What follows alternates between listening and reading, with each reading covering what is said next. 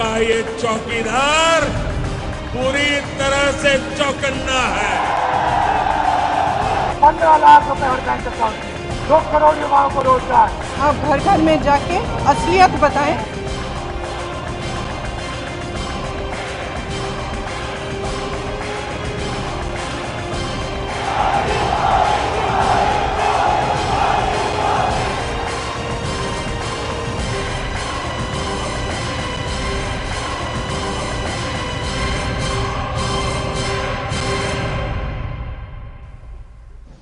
चुनावी चंदा कोर्ट का डंडा शो के पहले हिस्से में हम बताएंगे इलेक्टोरल बॉन्ड पर देश की सर्वोच्च अदालत को सख्त रवैया क्यों अपनाना पड़ा। स्वागत है आपका हमारे इस खास पेशकश में। मैं हूं हुमरा आलम। चुनावी चंदे में पारदर्शिता को लेकर चुनावी मौसम में सुप्रीम कोर्ट ने सियासी दलों को बड़ा झटका दे दिया है। एक एनजीओ को याचिका पर सुनवाई करते हुए अदालत ने साफ कर दिया कि 15 मई तक मिले इलेक्टोरल बॉन्ड की जानकारी देश के सभी दल जिन्होंने इसके जरिए चंदा हासिल किया है वो 30 मई तक चुनाव आयोग को सीलबंद लिफाफे में सारी जानकारी उपलब्ध करा दें। हालांकि एनजीओ ने चुनावी बॉन्ड पर रोक लगाने की मांग की थी, लेकिन कोर्ट ने कहा है कि चुनावी बॉन्ड पर रोक नहीं लगा रहे हैं। हां, पारदर्शिता के लिए जरूरी है कि चंदा लेने वाला और चंदा देने वाला दोनों की जानकारी पब्लिक डोमेन में होनी चाहिए। अटॉर्नी जनरल के वेणुगोपाल ने इसका विरोध करते हुए कहा था कि इस स्कीम का मकसद चुनाव के दौरान काले धन के इस्तेमाल को रोकना है। चीफ जस्टिस रंजन गोगोई की अध्यक्षता वाली बेंच ने यह भी साफ किया कि चुनावी चंदे के लिए बॉन्ड की स्कीम सरकार की योजना है, लेकिन अगर इससे काले धन के प्रवाह पर रोक नहीं लगती तो फिर किस काम की। आज इसी पारदर्शिता की परत दर परत हम पड़ताल करेंगे और चर्चा करेंगे विशेषज्ञों और जानकारों से।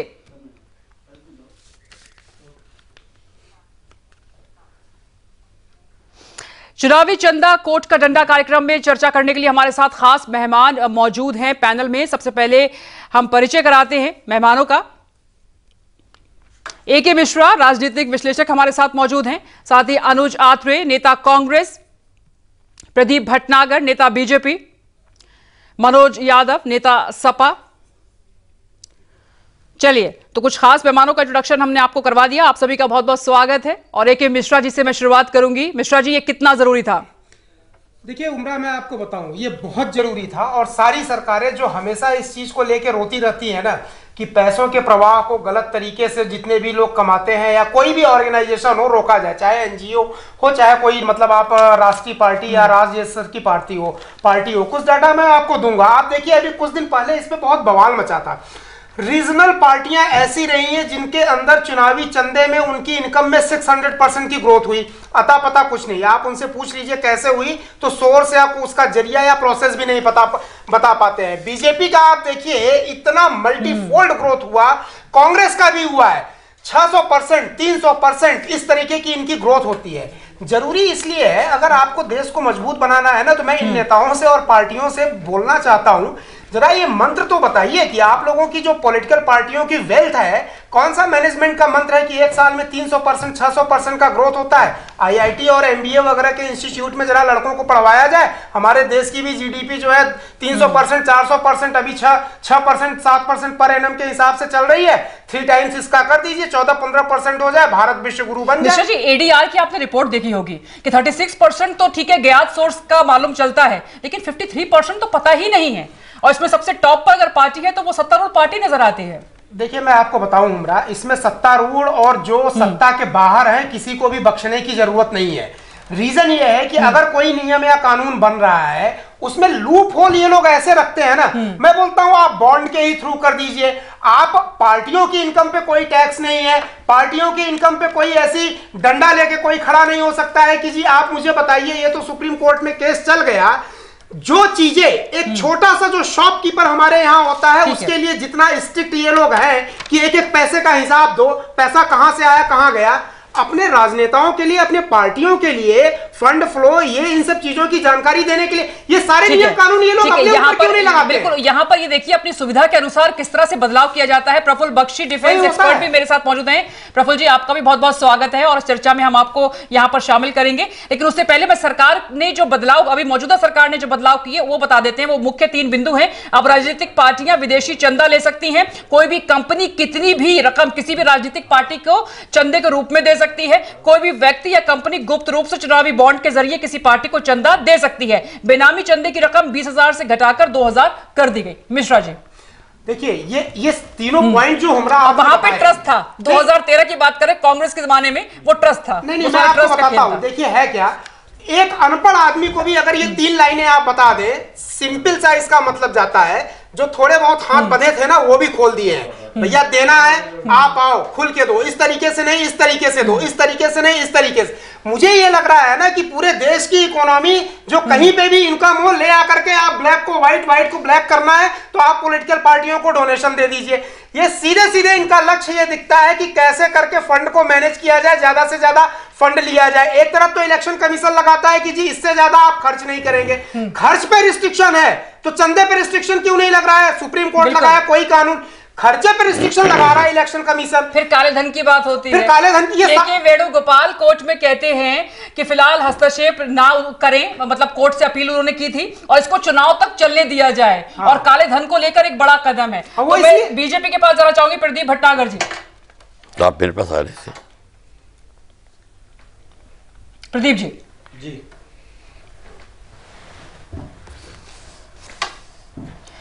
चंदे को लेकर बीजेपी क्या सोचती है? के वेणुगोपाल के बारे में हमने आपको बताया कि क्या उन्होंने पक्ष रखा है वहां पर। देखिए ऐसा है, किसी भी पार्टी को या बीजेपी को अगर चंदा मिल रहा है, भारतीय जनता पार्टी का सब चीज जितना चंदा है लिखित में है और हर चीज पारदर्शिता पे है और आप ऑनलाइन चेक भी कर सकते हैं। ऐसा कुछ नहीं है जो चंदा आ रहा है। बड़ा पारदर्शी आम आदमी पार्टी भी थी। जी, मुझे नहीं जानता आम आदमी पार्टी क्या पारदर्शिता है। हम आपकी भी अभी बताएंगे, आपको बताएंगे, आप शुरू करिए, हम आपको बताएंगे। नहीं, मैं तो आप ही की सुन रहा हूँ, शायद थोड़ा सा मैं अगर बोलूँ तो ज़्यादा बेहतर रहेगा। बोलिए बोलिए। देखिए ऐसा है, अगर भारतीय जनता पार्टी का अगर जो फंड आ रहा है या जो खर्च हो रहा है, सब चीज़ की पारदर्शिता है और रख रखी है। अगर सरकार किन वादों पे आई है उस चीज़ों को खुद पहले अपने आप पे निर्भर करेगी तो ही सरकार एक अच्छा संदेश दे पाएगी इस चीज़ को लेके।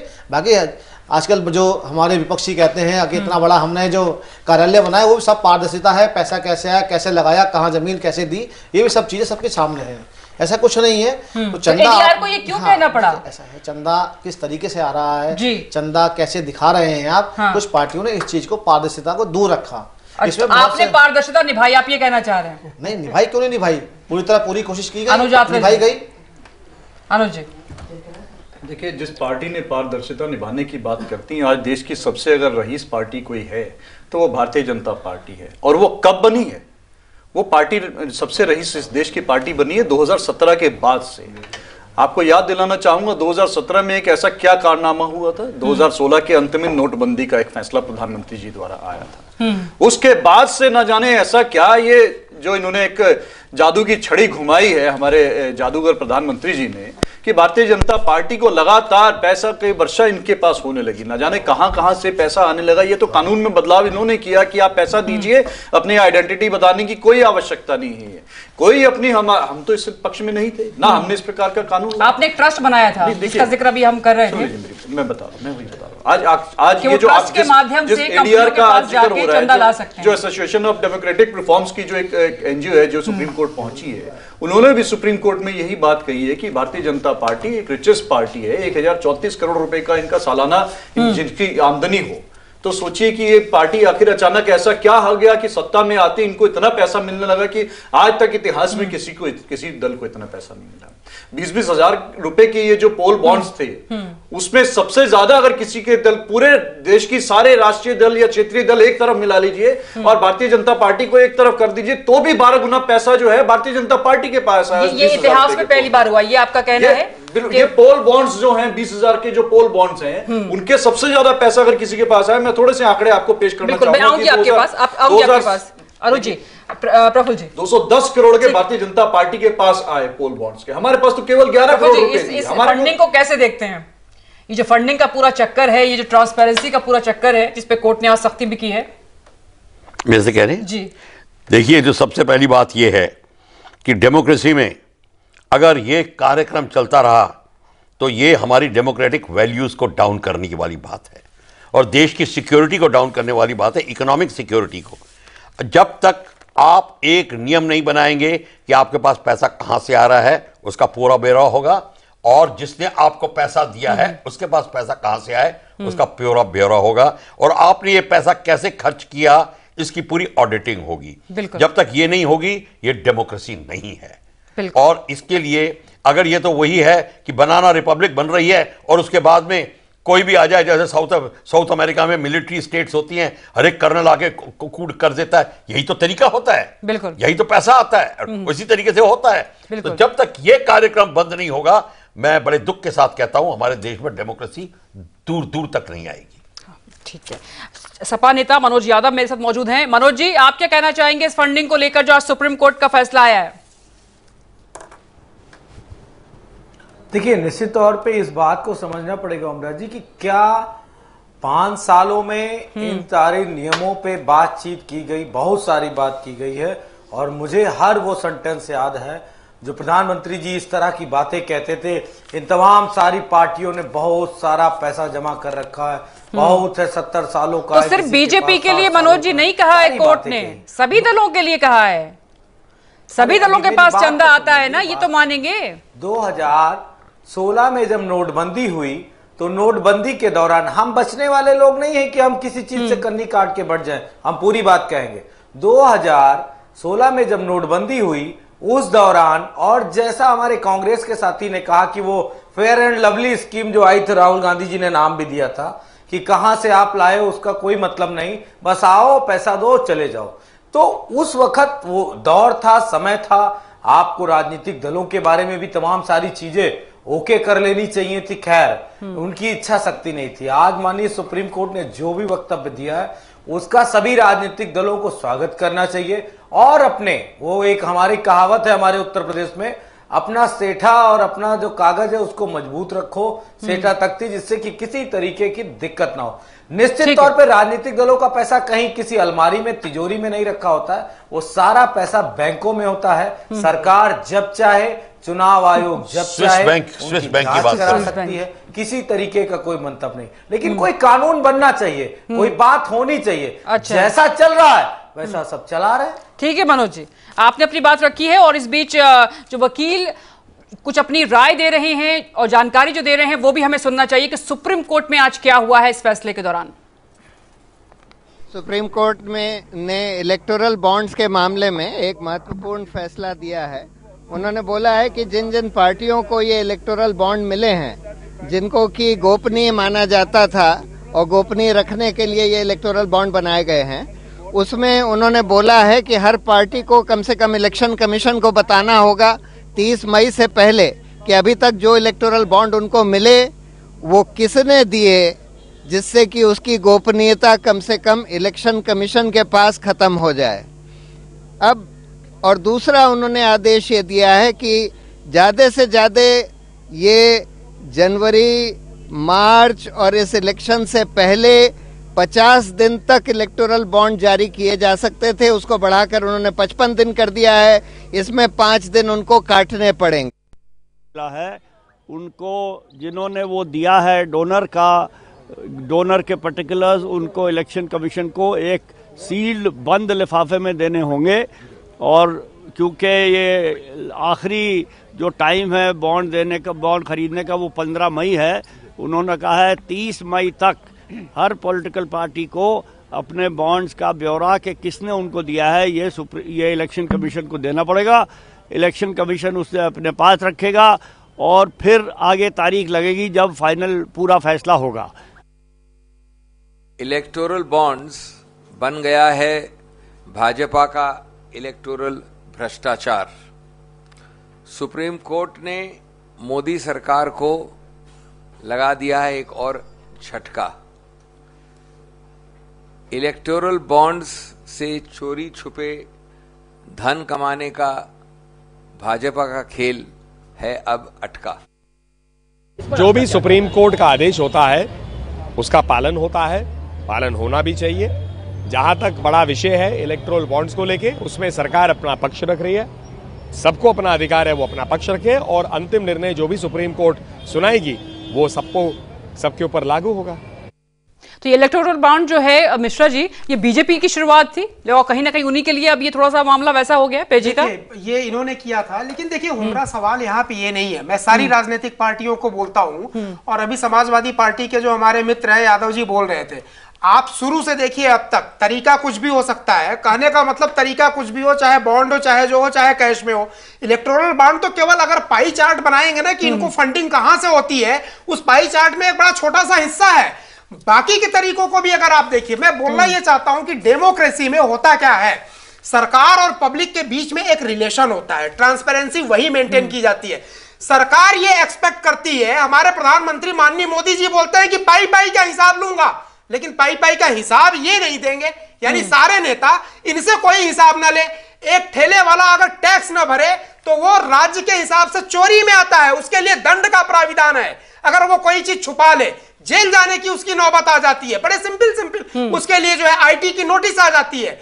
इनके ऊपर लगाम कौन लगाई है? इन राजनेताओं के ऊपर जो एक साल में 300-600% की ये लोग ग्रोथ कर लेते हैं। आधा तो ये दिखाते हैं, आधा से ज्यादा ये आधा जैसे कि 36% तो चलो ठीक है, ज्ञान जो ज्ञात आय है वो हो गई, 11% यहां से आ गया, स्वैच्छिक दान हो गया या फंडिंग होती है, कूपन बेचना, पार्टी का साहित्य बेचना, सदस्यता अभियान, कॉर्पोरेट चंदा, ये तमाम चीजें हो गई, लेकिन बाकी का कहां गया? नहीं करते हैं जी। 1/4 ये देखिए, अगर ट्रांसपेरेंसी की बात करते हैं और पाई पाई का हिसाब लेने की बात अगर 120 करोड़ जनता से की जाती है, तो 120 करोड़ जनता को पाई पाई का हिसाब देने में ये नेता लोग क्यों हिचकिचाते हैं? चाहे समाजवादी पार्टी हो, चाहे कोई भी हो। क्वेश्चन यहां पे ये होना चाहिए कि वन साइडेड ट्रांसपेरेंसी की बात, एक्सपेक्टेशन है 120 करोड़ जनता से कि आप कितना कमाते हो, आपकी सैलरी बनती है, पहले टैक्स दे दिया जाता है, गवर्नमेंट को आप दे दो। और ये नेता लोग क्यों नहीं करते हैं? कहां गई ट्रांसपेरेंसी इनकी पॉलिटिकल फंडिंग में? क्वेश्चन ये पूछा, आप 50,000 करोड़ 50 लाख करोड़ रुपए करो चंदा, हमें उसमें दिक्कत नहीं है, लेकिन जो कानून एक आम रिक्शे वाले के लिए है, टैक्सेशन और फंडिंग, इन सब चीजों के मामले में, वो अपने ऊपर क्यों नहीं इंप्लीमेंट करते हो आप लोग? बिल्कुल अनुजात्र जी। लेकिन निश्चित तौर पे मिश्रा जी की बात बिल्कुल ठीक है, हम उससे सहमत हैं और हम भी चाहते हैं कि ये जो जिस प्रकार से ये जो झोलमोल वाला ये इलेक्टोरल बॉन्ड का ये भारतीय जनता पार्टी ने खेल खेला, इससे फायदा किसको है? हमें तो कोई फायदा नहीं है, ना हम उसके हक में हैं। देखिए किसको मिला, एक ही साल में जो इलेक्टोरल बॉन्ड से केवल 210 करोड़ रुपए भारतीय जनता पार्टी, आप विरोध कर रहे हैं, आपको भी फायदा मिला होगा, पहले फायदा मिलता था, समाज कोई फायदा नहीं मिश्रा जी, कोई फायदा नहीं। देखिए सुन लीजिए, मैं आपके बीच में नहीं बोला, कोई फायदा नहीं है। अगर फायदा हो रहा होता तो हमें फायदा हो जाता ना,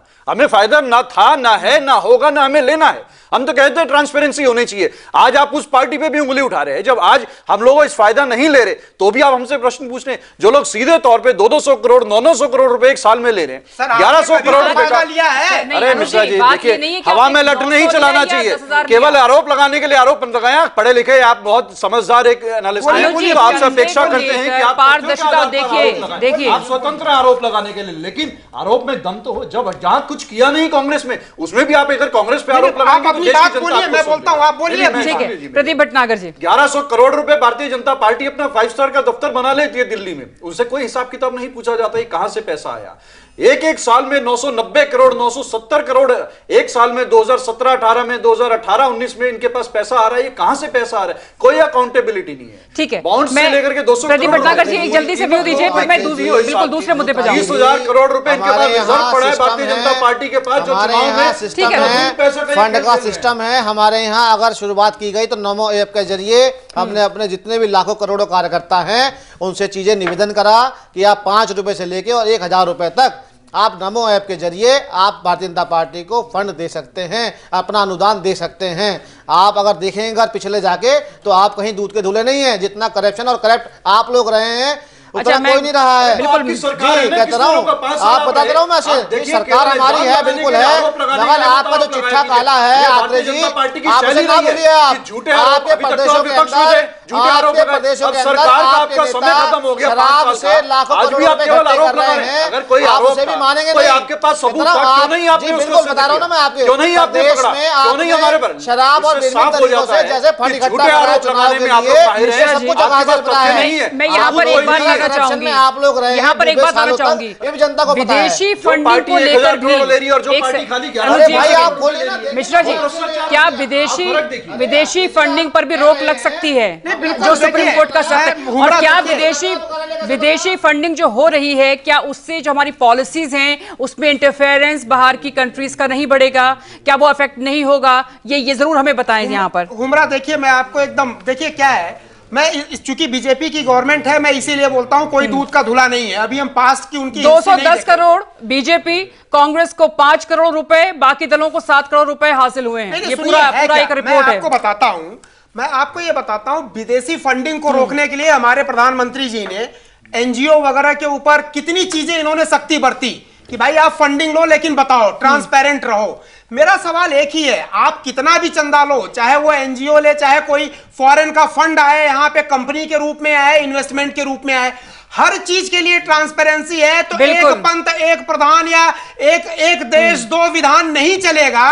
और यूनिफॉर्म सिविल कोड की बात करने वाली, तो यूनिनॉर्म या यूनिफॉर्म लॉज क्यों नहीं है? जिंदगी का कोई भी पहलू हो, चाहे फॉरेन से फंड आए, कहीं से भी हो, बात कर रहे हैं एनजीओ पे लगाम इसीलिए लगाई गई थी जो ये फंडिंग सिस्टम चल रहा था, रोका जाए। नियम अपने लिए लगाइए, ये नियम हमारे लिए भी है, नियम है हमारे लिए भी है, अदर पार्टियों के लिए भी है। हम पे पूरा हिसाब किताब है और दे रहे हैं। सर आपके यहाँ तो अभी खबर निकली थी कि आपका सीए ही नहीं है, देने के लिए है। बीच में तो खबर ये चली थी कि बीजेपी का तो सीए ही नहीं है, या कोषाध्यक्ष कौन है, आप बात उठा तो रहे हैं, ये भी खबर चली थी ना। आप कहते ना माननीय प्रधानमंत्री जी ने अगर लगाम लगाई है एनजीओ पे, जिन चीजों पे लगाई है इसीलिए लगाई गई है, चाहे वो पार्टी हो या अदर हो, तो रोकथाम लगाई जाए। सवाल ये भी नहीं है, सवाल एक चीज और है, एक रिक्शे वाला पसीना बहा के अगर कमाता है तो उस पे टैक्स लेती है गवर्नमेंट। पॉलिटिकल फंडिंग पे टैक्स होता है कि नहीं होता है?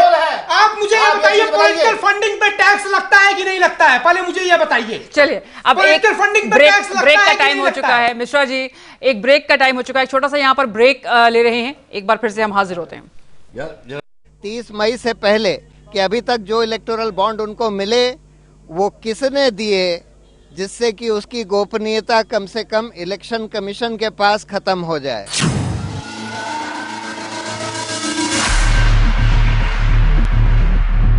जिन्होंने वो दिया है डोनर के पर्टिकुलर्स, उनको इलेक्शन कमीशन को एक सील्ड बंद लिफाफे में देने होंगे।